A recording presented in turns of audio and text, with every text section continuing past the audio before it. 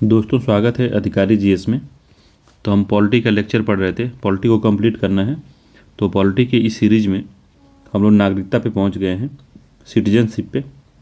ठीक है, तो इसको देखते हैं। तो सिटीजन जो शिप है या नागरिकता है, वो संविधान के भाग 2 में है और अनुच्छेद 5 से 11 में इसके बारे में पूरा डिटेल से दिया गया है।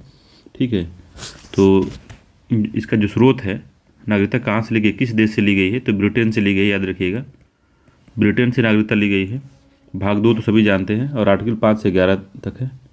ठीक, तो आर्टिकल 11 कहता है, जो आर्टिकल 11 है, इसमें कहता है यह कि संसद को पावर है कि वो कानून बना सकती है नागरिकता के बारे में। भारतीय संसद नागरिकता के बारे में किसको नागरिकता देना चाहती है, किसको नहीं देना चाहती है, उसके मुताबिक ही वह कानून बना सकती है। तो भारत सरकार या जो संसद है हमारा, कानून बनाई थी नागरिकता एक्ट 1955। ठीक है, नागरिकता एक्ट 1955। ठीक है, तो ये तो बेसिक जानकारी है कि बनाया था। अब समझते हैं नागरिक होता क्या है, नागरिक या नागरिकता क्या होती है। जो नागरिकता होती है, जो ऐसी अवधारणा है कि वो किसी व्यक्ति के अपने देश के साथ संबंध को बताती है कि वह व्यक्ति किस देश से संबंधित है, उसको बताती है। और जो नागरिकता जो होती है, नागरिकों को अधिकारों के साथ साथ कुछ उत्तरदायित्व भी देती है। तो नागरिक होते हैं, जैसे मान लीजिए आप भारतीय हैं, तो आपको भारत सरकार ने बहुत सारे आपको अधिकार दिए होंगे। जैसे राजनीतिक अधिकार प्राप्त होगा आपका, कि आप देश के सबसे सर्वोच्चतम पद राष्ट्रपति तक बन सकते हैं। आप कोई भी चुनाव आप लड़ सकते हैं, वोट देने का आपको राइट होगा, कहीं भी व्यापार करने का राइट होगा आपको। ठीक है, तो कुछ विशेष राइट आपको दिए जाते हैं, तो सिर्फ नागरिकों को ही दिए जाते हैं। वो सरकार देती है, अगर उस देश के आप नागरिक हैं तो आपको मिलता है।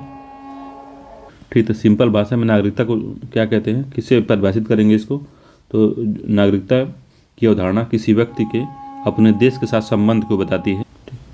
और जो नागरिक होता है, वह जिस देश का वो नागरिक होता है, वह देश उसको विभिन्न अधिकार देता है। जैसे राजनीतिक अधिकार, व्यापार का अधिकार, निवास करने का अधिकार और तमाम तरह के अधिकार देता है। उसके साथ साथ नागरिकों का भी कुछ कर्तव्य होता है कि वे उस देश से जो संविधान है, कानून है, उसको पालन करें। ठीक है, राष्ट्र की एकता को बनाए रखे, उसकी जो महान विभूतियाँ हैं उनका सम्मान करें।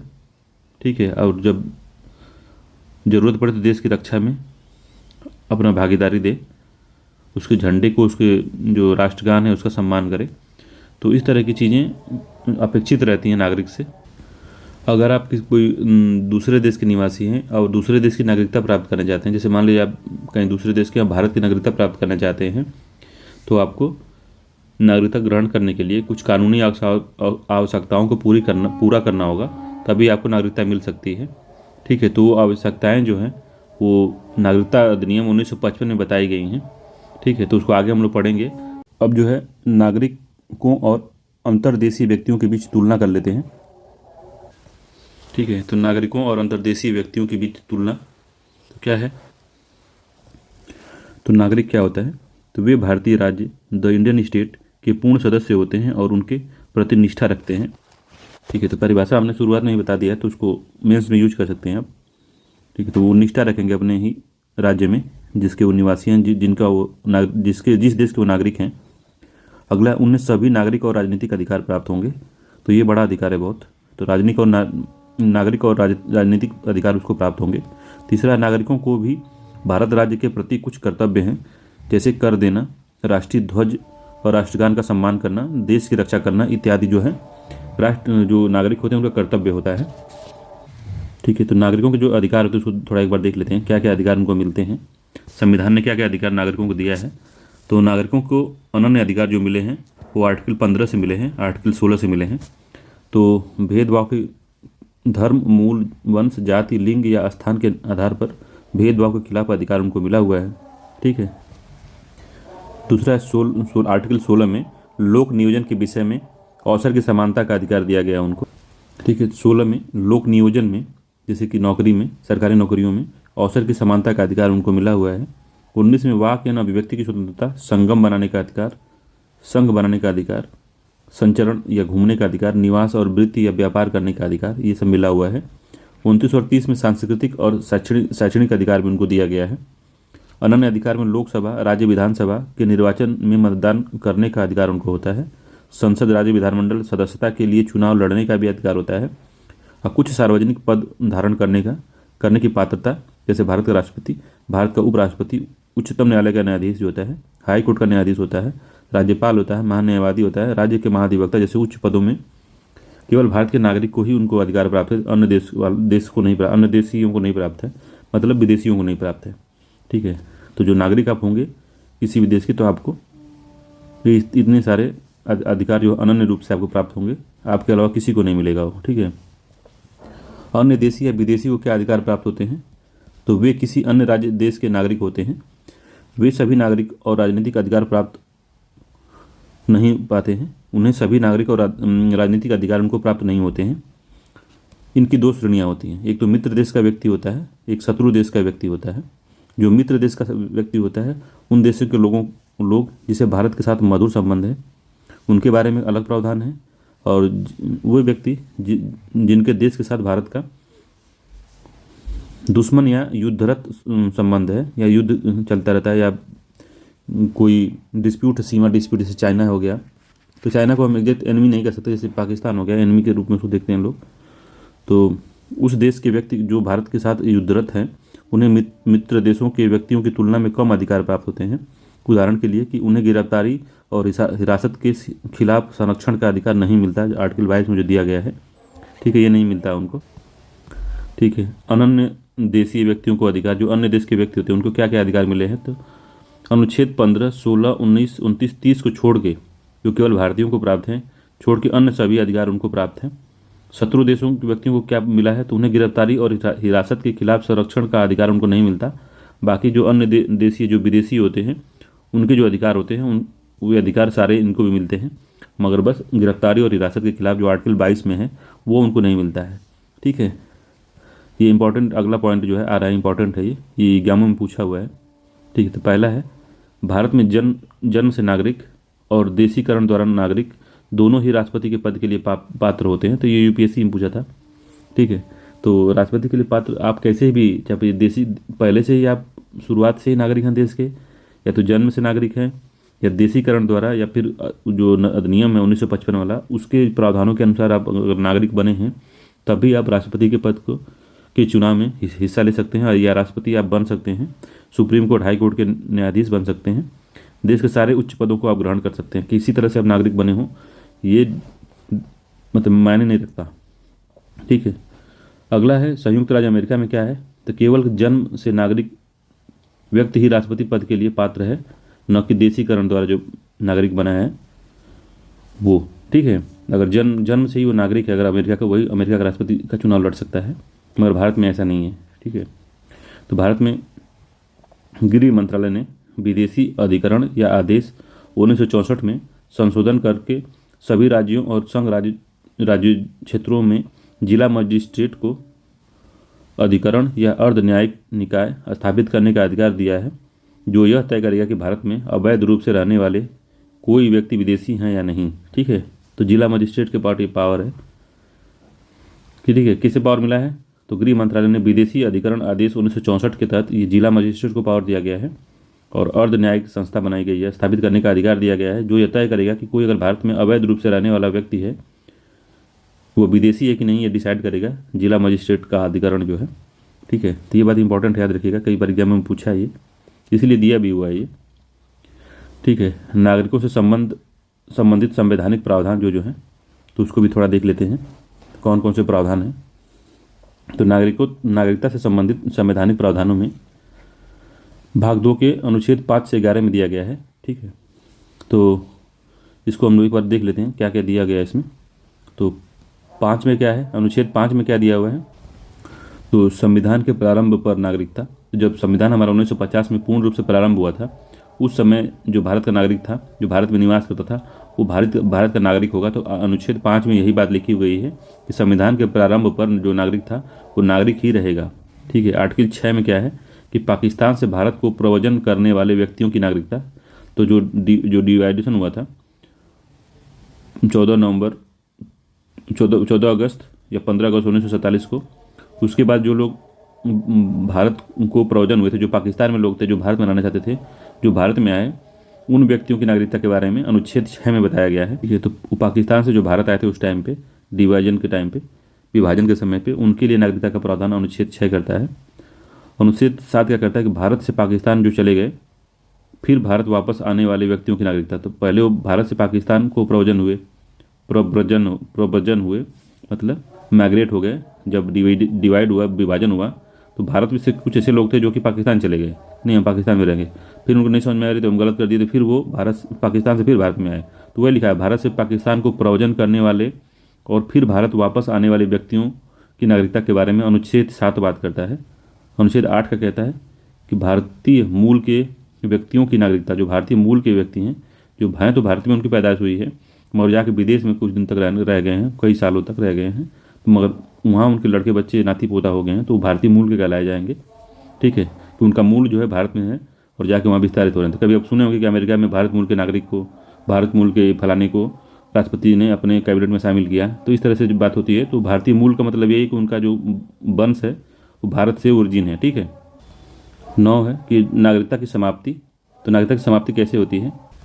ठीक है, तो अनुच्छेद 9 में, ठीक है, तो इसमें किसी अन्य देश की नागरिकता स्वैच्छिक रूप से स्वीकार अगर कोई नागरिक करता है तो भारतीय नागरिकता स्वतः रूप से समाप्त हो जाएगी।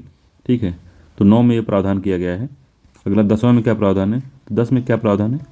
तो इसमें कहा गया भारत के नागरिक के अधिकार बने रहेंगे, उसके राइट से वंचित नहीं किया जाएगा। ठीक है, अनुच्छेद 10 में नागरिकता के अधिकारों का बना रहना जब तक कि संसद ने कानून न बनाकर दिया हो।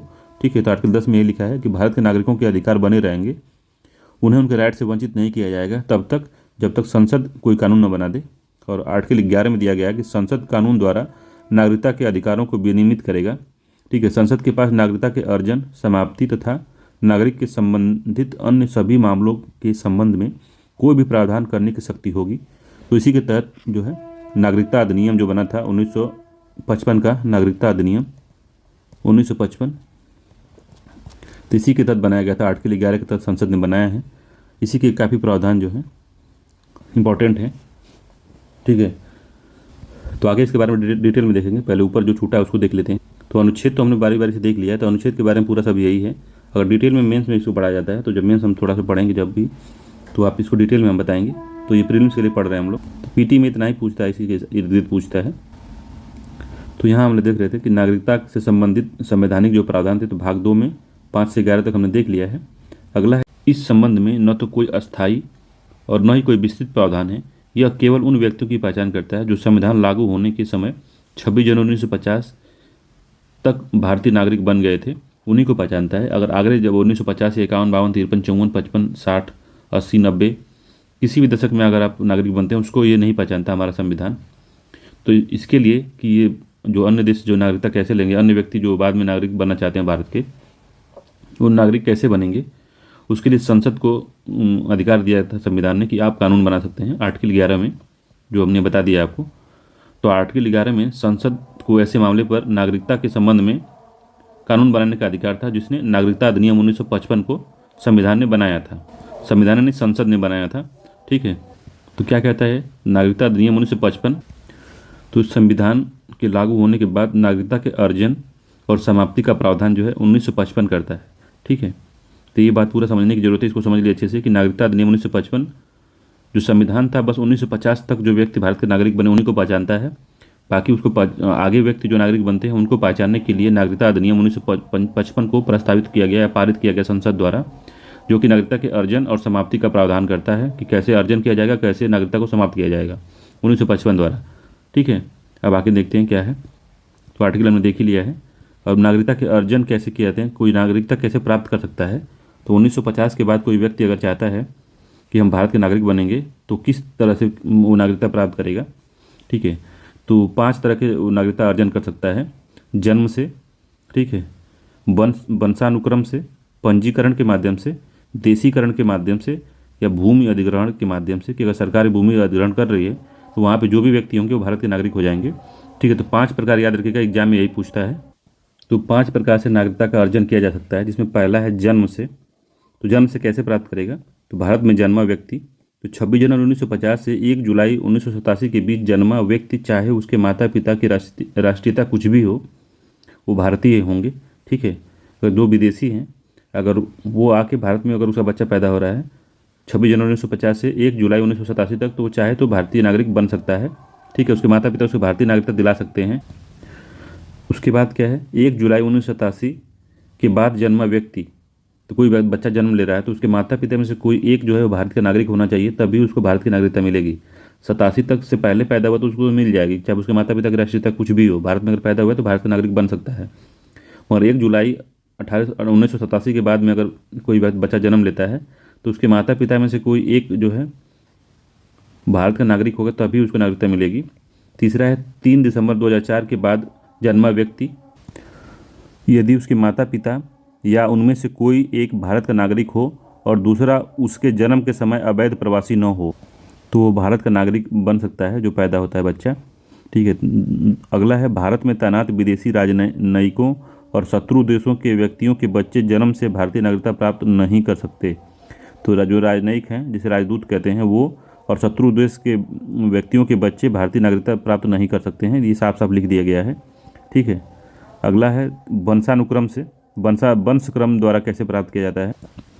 तो भारत से बाहर जन्मा व्यक्ति तो 26 जनवरी 1950 से 10 दिसंबर 1992 के बीच जन्मा हुआ हो और पिता भारत के नागरिक थे, तो पिता उसके भारत के नागरिक थे मगर वो विदेशी नागरिक हो गए हैं पहले।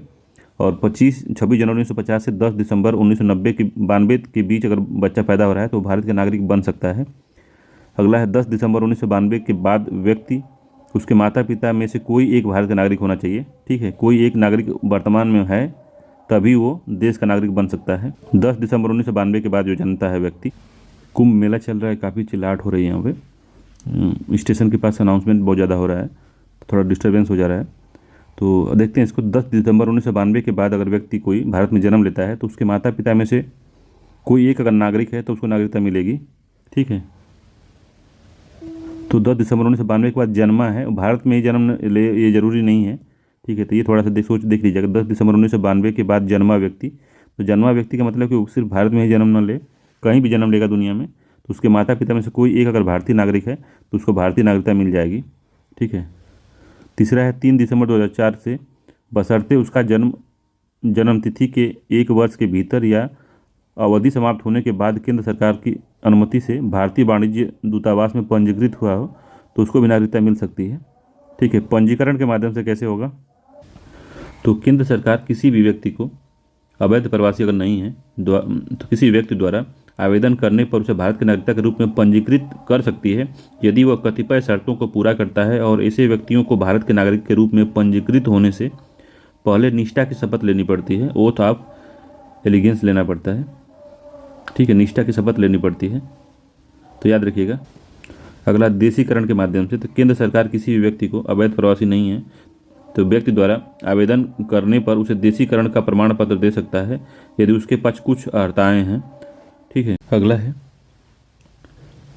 किसी भी क्षेत्र के समावेशन द्वारा, तो अगर कोई भूमि का अधिग्रहण सरकार करती है, यदि कोई विदेशी राज्य क्षेत्र भारत का अंग बन जाता है तो भारत सरकार उन व्यक्तियों को निर्दिष्ट करती है कि उसे राज्य क्षेत्र के लोगों में से भारत के नागरिक होंगे। ऐसे व्यक्ति अधिसूचित तिथि से भारत के नागरिक बन जाएंगे। तो 5 प्रकार से नागरिकता प्राप्त की जाती है। पांचों क्वेश्चन पूछता है एग्जाम में कि कितने प्रकार से नागरिकता प्राप्त की जाती है, तो 5 प्रकार से प्राप्त की जाती है। ठीक है। तो नागरिकता प्राप्त करने के बारे में 1955 में जो प्रावधान दिए थे 5 प्रकार के, उसको तो हमने देख लिया है। ठीक है। अब जो है नागरिकता की समाप्ति कैसे होती है उसके बारे में जानते हैं। तो नागरिकता अधिनियम 1955 में नागरिकता की समाप्ति के 3 तरीके निर्धारित किए गए हैं, चाहे वह नागरिकता इस अधिनियम के तहत प्राप्त की गई हो अथवा संविधान के तहत उससे पहले प्राप्त की गई हो। ठीक है। तो नागरिकता पाँच प्रकार से प्राप्त कर सकता है। नागरिकता की त्याग या समाप्ति जो 3 तरीके से हो सकती है, वो व्यक्ति नागरिकता प्राप्त किया हो 1955 के अधिनियम से, या जो संविधान में जो 1950 तक जो सदस्यता प्राप्त कर लेता है, वो दोनों को जो भी भारत का नागरिक है उसकी नागरिकता 3 तरीके से समाप्त की जा सकती है। ठीक है। कौन कौन सा तरीका है उसको देखते हैं आगे। ठीक है। तो उसमें पहला जो है परित्याग द्वारा या बाय रिनुंसिएशन द्वारा। तो पहला है पूर्ण आयु और क्षमता वाला भारत का कोई भी नागरिक अपनी भारतीय नागरिकता का त्यागन करने की घोषणा कर सकता है या त्यागने की घोषणा कर सकता है।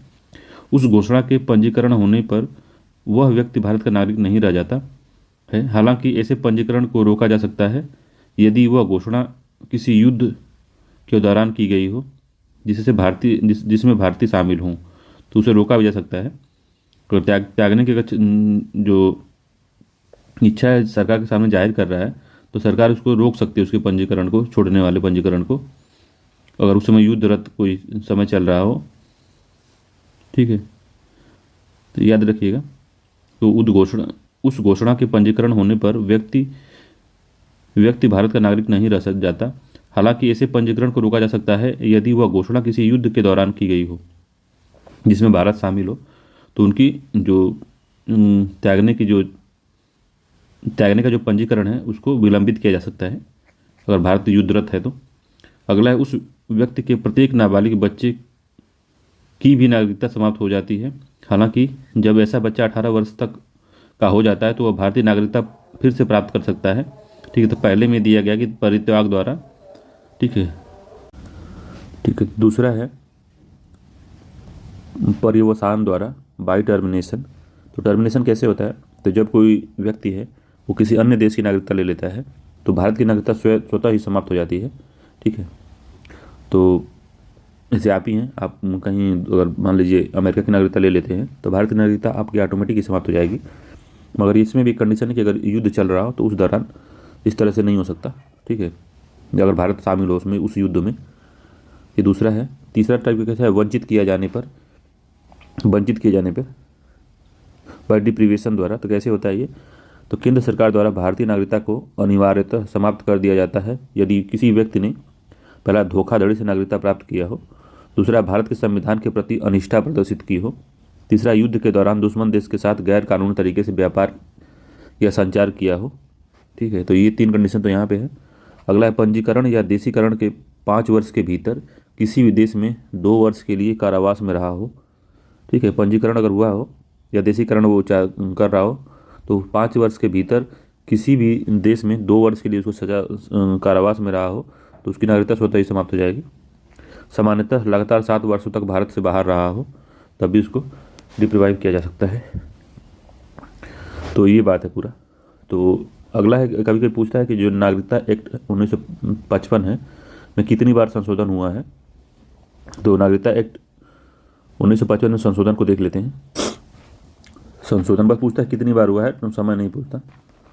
नागरिकता एक्ट 1955 में संशोधन जो हुए हैं, पहला हुआ था 1986 में, दूसरा हुआ था 1992 में, तीसरा हुआ था 2003 में, चौथा हुआ 2005 में और छठा हुआ 2015 में।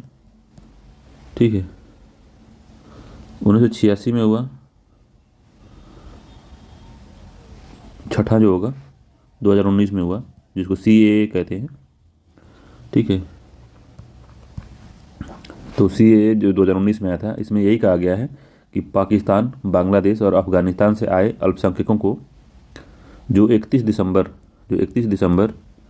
2014 से पहले, ठीक है, 31 दिसंबर 2014 से पहले भारत में आए हैं उन्हें अवैध नहीं माना जाएगा। ठीक है, उन्हें अवैध नहीं माना जाएगा। किन के लिए है ये? तो अल्पसंख्यक के लिए। तो पाकिस्तान, बांग्लादेश और अफगानिस्तान में कौन अल्पसंख्यक है?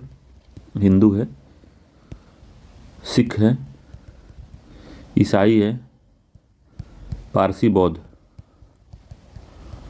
जैन भी हो सकता है वो। ठीक है, तो ये इतने लोग अगर आए हैं 2014 से पहले, 31 दिसंबर 2014 से पहले, तो उनको अवैध घोषित नहीं किया जाएगा इसमें। ठीक है, बाकी सभी को अवैध घोषित कर दिया जाएगा। तो ये बात कही गई है। ये बात यानी 2019 के CAA में यही मुख्य बात है इसकी। ठीक है, इसमें और भी दिया होगा तो और भी देख लेते हैं क्या है 2019 का जो संशोधन था। तो ये दिया हुआ है यहाँ पे। तो नागरिकता संशोधन अधिनियम 2019 ये 6वां संशोधन था इसमें। ठीक है, तो अवैध प्रवासी की परिभाषा दिया गया इसमें। तो यह अधिनियम अवैध प्रवासियों को भारतीय नागरिकता प्राप्त करने से रोकता है। यह ऐसे अवैध प्रवासी को एक विदेशी के रूप में परिभाषित करता है जो वैध पासपोर्ट या यात्रा दस्तावेज के बिना भारत में प्रवेश करता है या अनुमति समय से अधिक समय तक रहता है। ठीक है, तो विदेशी को कैसे परिभाषित करता है? तो जो वैध पासपोर्ट या दस्तावेज के बिना भारत में प्रवेश कर गया हो, ठीक है, या अगर वैध पासपोर्ट से अगर आया भी है तो अनुमति उसको दी गई कि अगर 5 साल के लिए वैलिड है आपका, मगर वो 6 साल 7 साल रहता है तो उसको अवैध घोषित कर दिया जाएगा, या वो प्रवासी है, अवैध प्रवासी है वो, ठीक है, अनुमति समय से अधिक समय तक अगर रहता है तो। और बाकी जो अभी पीछे बताया था कि अफगानिस्तान, बांग्लादेश और पाकिस्तान 31 दिसंबर 2014 को या इससे पहले भारत में प्रवेश करने वाले हिंदू, सिख, बौद्ध, जैन, पारसी, ईसाई लोग अवैध प्रवासी नहीं माने जाएंगे, ठीक है। और व्यक्तियों के इन समूह में 11 वर्ष की शर्त को कम से कम 5 वर्ष किया गया है, ठीक है। 11 वर्ष की शर्त थी, 11 वर्ष तक आप भारत में रहते हैं लगातार तो आप भारत के नागरिक हो जाएंगे, मगर इसको इन शर्तों को कम करके 5 वर्ष तक कर दिया गया है, ठीक है। अवैध प्रवासियों के लिए नागरिकता के ये प्रावधान संविधान की 6ठी अनुसूची में शामिल असम, मेघालय, मिजोरम, त्रिपुरा आदिवासी क्षेत्र पर लागू नहीं होता है, ये भी ध्यान रखिएगा। इसके अलावा Arunachal Pradesh, Mizoram, Manipur, Nagaland, west eastern frontier regulation 1873 के तहत अधिसूचित इनर लाइन परमिट लागू नहीं होगा, ठीक है। इनको इनर लाइन परमिट इनको नहीं दिया जाएगा, ठीक है। तो ये बात पूरी हो गई 2019 के जो संशोधन एक्ट में कहा गया था, ठीक है। तो एकल यहाँ तो देख हो गया है। अब एकल नागरिकता क्या होती है इसको समझ लेते हैं। ये जो भारत में एकल नागरिकता चलती है उसको देख लेते हैं। तो क्या होती है एकल नागरिकता? तो यद्यपि भारतीय संविधान संघीय है और दोहरी शासन प्रणाली है केंद्र और राज्य की, ठीक है, फिर भी यह केवल एकल नागरिकता जैसे कनाडा की तरह प्रदान करता है। नागरिकता केवल संघ के प्रति निष्ठा रखते हैं, किसी राज्य के प्रति निष्ठा रखें या न रखें, मगर उनको संघ के प्रति निष्ठा रखना होगा, ठीक है। अमेरिका, स्विट्जरलैंड दोहरी नागरिकता की व्यवस्था की गई है। इसके विपरीत भारत में अलग से राज्य नागरिकता की व्यवस्था नहीं की गई है, ठीक है। तो भाई भारत में आपका एक ही नागरिकता का कार्ड बनता होगा, वोटर आईडी एक ही बनती है आपकी, ठीक है, और आप नागरिक एक ही होते हैं। मगर यूएसए में क्या होता है कि आप तो पूरा यूएसए के भी नागरिक होंगे, मगर उसके एक प्रोविंस जैसे कैलिफोर्निया हो गया या तो वाशिंगटन डीसी है या सैन फ्रांसिस्को है, तो इनकी भी एक नागरिकता मिलती है, 2 नागरिकता आपको मिलती है। एक यूएसए की मिलेगी, दूसरा इन प्रोविंसेस की मिलेगी, जो 50 उसके राज्य हैं उनकी भी नागरिकता अलग अलग लोगों को मिलती है, तो दोहरी नागरिकता वहाँ पे मिलती है, ठीक है। अगला है भारत में सभी नागरिकों को पूरे देश में नागरिकता के समान राजनीतिक और नागरिक अधिकार प्राप्त हैं और इसके बीच भेदभाव नहीं किया जाता। हालांकि भेदभाव न किए जाने का सामान्य नियम अनुच्छेद 15, 16 और 19 के तहत ही कुछ अपवादों के अधीन है। जैसे भेदभाव किया जाता है कि नौकरियों में आरक्षण दिया जाता है जो थोड़ा गरीब हैं और इस तरह से पिछड़े हैं, मुख्य धारा में जो लोग नहीं हैं उनको, ठीक है। तो अनुच्छेद 15 में क्या है, तो राज्य उन मामलों में अपने निवासियों को विशेष लाभ प्रदान करता है या प्राथमिकता देता है जो भारतीय नागरिक को संविधान द्वारा दिए गए अधिकारों के दायरे में नहीं आते। उदाहरण के लिए कोई राज्य अपने निवासियों को शिक्षा की फीस में रियायत दे सकता है, ठीक है। अनुच्छेद 16 में क्या है, संसद किसी राज्य या संघ राज्य क्षेत्र के कतिपय रोजगार या नियुक्ति के लिए उस राज्य या संघ राज्य के भीतर निवास की शर्तें निर्धारित कर सकती है।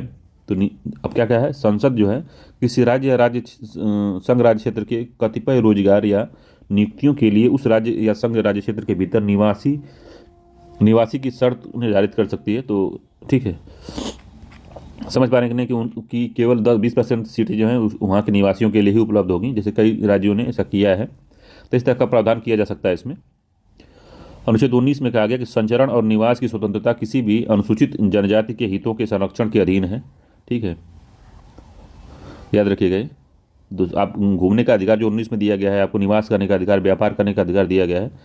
तो जनजातीय क्षेत्रों में बाहरी लोगों के प्रवेश के कारण प्रवेश न दिया जाए, उनकी संस्कृति अलग है, उनकी सभ्यता अलग है, तो उसके अधीन ही होगा, ठीक है। तो आपको ऐसा नहीं कि आप उनके यहाँ भी अगर अलाउ नहीं है तो आप वहाँ घूम नहीं सकते हैं।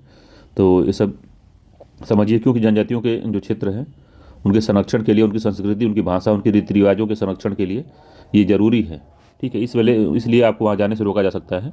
अगला देख सकते हैं कि इसमें एनआरआई है, पीआईओ है और ओसीआई कार्ड धारक के बीच जो तुलना होती है, ये क्या होते हैं, इनके बीच तुलना को समझ लेते हैं हम लोग। तो इसमें अनिवासी भारत हैं या एनआरआई कहते हैं, एनआरआई आई है, नॉन रेसिडेंट इंडियन कहते हैं इनको, एनआरआई अनिवासी भारतीय। तो भारतीय मूल के व्यक्ति या पीआईओ कहते हैं इसे, PIO person of Indian origin इसको कहते हैं, पीआईओ को, ठीक है। अब अगला है भारत के प्रवासी नागरिक या OCI overseas citizen of India कहते हैं इनको। ओसीआई है, पीआईओ है, एनआरआई है। तो उनके बीच में क्या फ़र्क होता है इसको समझ लेते हैं। तो पहला है ऐसा भारतीय नागरिक जो सामान्यतः भारत से बाहर निवास करता है और उसके पास भारतीय पासपोर्ट है तो उसको एनआरआई कहते हैं। और पीआईओ कौन है? तो ऐसे व्यक्ति जो या जिनके पूर्वज भारतीय राष्ट्रीयता के थे और जिसके पास वर्तमान में किसी अन्य देश की नागरिकता या राष्ट्रीयता है, अर्थात उसके पास विदेशी पासपोर्ट है, तो उसको हम पीआईओ कहते हैं या पर्सन ऑफ इंडियन ओरिजिन कहते हैं उसको। और भारत के प्रवासी नागरिक क्या होते हैं या ओसीआई क्या होते हैं? तो नागरिकता अधिनियम 1955 के तहत भारत के प्रवासी नागरिक कार्ड धारक के रूप में पंजीकृत व्यक्ति हैं ये, ठीक है। तो ये 1955 के एक्ट में पंजीकृत हैं ये व्यक्ति, ठीक है। इन्होंने अब नागरिकता त्यागी नहीं है। तो इनके बीच में और क्या तुलना है? तो एनआरआई में क्या है कि भारतीय नागरिकों को सभी लाभ समय समय पर सरकार द्वारा जारी अधिसूचनाओं के अधीन उपलब्ध होते हैं। तो जो पीआईओ होते हैं, PIO person of Indian origin, उनको कोई विशेष लाभ नहीं मिलता है। और जो ओसीआई होते हैं, ओवरसीज सिटीजन ऑफ इंडियन जो होते हैं, वो क्या उनको क्या मिलता है? तो किसी भी उद्देश्य के लिए भारत आने के लिए एकाधिक आजीवन वीजा इनके पास होता है, ठीक है। भारत में अनुसंधान कार्य करने के लिए विशेष अनुमति की आवश्यकता होती है। बाकी वो किसी भी उद्देश्य के लिए भारत आने के लिए एकाधिक आजीवन वीजा होता है उनके पास। विदेशी क्षेत्रीय पंजीकरण अधिकार जो होता है, FRRO के पास पंजीकरण कराने में छूट मिलती है इनको। और क्या है? कृषि या वृक्षारोपण संपत्तियों के अधिग्रहण से संबंधित मामले को छोड़कर आर्थिक, वित्तीय, शैक्षणिक क्षेत्र में उन्हें उपलब्ध सभी सुविधाओं के संबंध में एनआरआई के साथ समानता होती है इनकी, ठीक है। तो जो समानता एनआरआई को मिलती है वही इनको ओसीआई को मिलती है, ठीक है। भारतीय बच्चों को अंतर्देशीय गोद लेने के मामले में एनआरआई के बराबर माना जाता है, ठीक है। अगला है, भारत में घरेलू क्षेत्र में हवाई किराए पर टैरिफ के मामले में निवासी भारतीयों नागरिकों के इनको बराबर माना जाता है। तो हवाई टैरिफ के में जो भारतीयों को मिलता है उनको एनआरआई ओसीआई को भी वही मिलता है, ठीक है। अगला इसमें कि आजीवन वीजा के भारत की यात्रा कर सकते हैं। तो आजीवन बिना वीजा वो भारत की यात्रा कर सकते हैं। याद रखिएगा इसको, मैं थोड़ा सा समझा देता हूँ इसको। तो जो एनआरआई होता है जो एनआरआई को भी किसी वीजा की आवश्यकता नहीं होती, ठीक है। मगर जो पीआईओ होता है उसको वीजा की आवश्यकता होती है। और जो ओसीआई होता है, ओसीआई को भी आजीवन बिना वीजा के भारत की यात्रा कर सकता है। तो बिना वीजा के वो भारत की यात्रा कर सकता है, आजीवन कर सकता है ओसीआई, ठीक है। एक तरह समझ लिए एनआरआई के समान ही इसको अधिकार मिले हैं, ठीक है। तो वीजा वाले में समझ लीजिएगा कि जो ओसीआई है उसका आजीवन वीजा फ्री यात्रा कर सकता है, और पीआईओ होता है उसको वीजा की आवश्यकता होती है। एनआरआई को भी वीजा की आवश्यकता नहीं होती, ठीक है। अगला है कि एनआरआई को भारत में स्थानीय पुलिस अधिकारियों के साथ पंजीकरण कराने की आवश्यकता नहीं होती, ठीक है। पीआईओ को हाँ, यदि ठहरने की अवधि 180 दिनों से अधिक है तो इनको आवश्यकता पड़ती है। और जो ओसीआई है, ओसीआई को भारत में स्थानीय पुलिस अधिकारियों के साथ पंजीकरण कराने की आवश्यकता इनको भी नहीं होती है। तो एनआरआई बराबर ओसीआई यहाँ पे हो गया, ठीक है। जो एनआरआई को प्राप्त है वही ओसीआई को भी प्राप्त है। भारत में सभी क्रियाकलाप कर सकते हैं, ठीक है। तो प्राप्त वीजा के प्रकार के अनुसार इनको क्रियाकलाप कर सकते हैं जो पीआईओ होते हैं। तो जिस लिए उनको वीजा प्राप्त है वही कार्य वो सिर्फ कर सकते हैं, मगर जो एनआरआई हो सभी क्रियाकलाप कर सकते हैं।